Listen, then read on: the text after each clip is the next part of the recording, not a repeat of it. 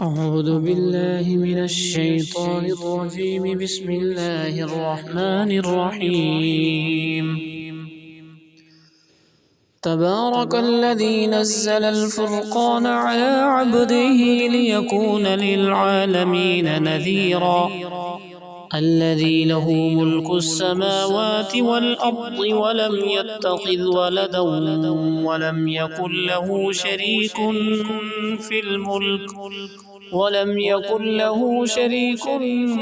في الملك وخلق كل شيء فقدره تقديرا.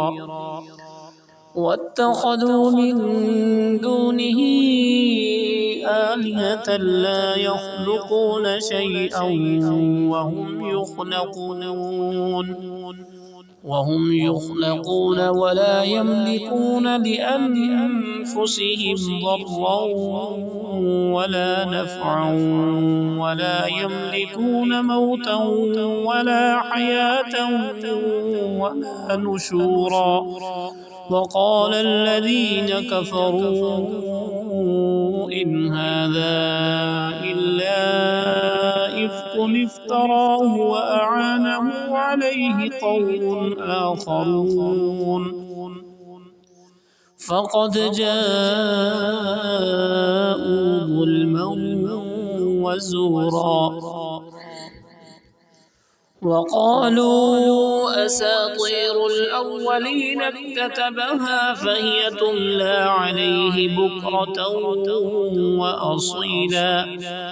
قل أنزله الذي يعلم السر في السماوات والأرض إنه كان غفورا رحيما.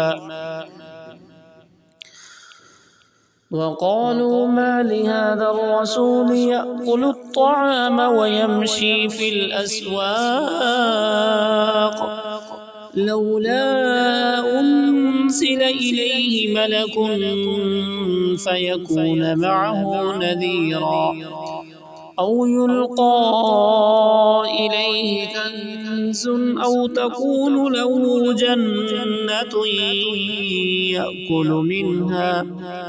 وقال الظالمون إن تتبعون إلا رجلا مسحورا.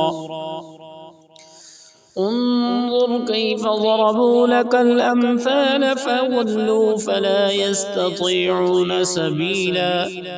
تبارك الذي إن شاء جعل لك خيرا من ذلك جنات تجري من تحتها الأنهار ويجعل لك قصورا. بل كذبوا بالساعة وأعتدنا لمن كذب بالساعة سعيرا.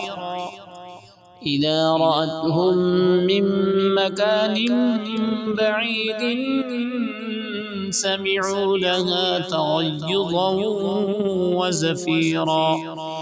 وإذا ألقوا منها مكانا ضيقا مقرنين دعوا هنالك ثبورا. لا تدعوا اليوم ثبورا واحدا وادعوا ثبورا كثيرا.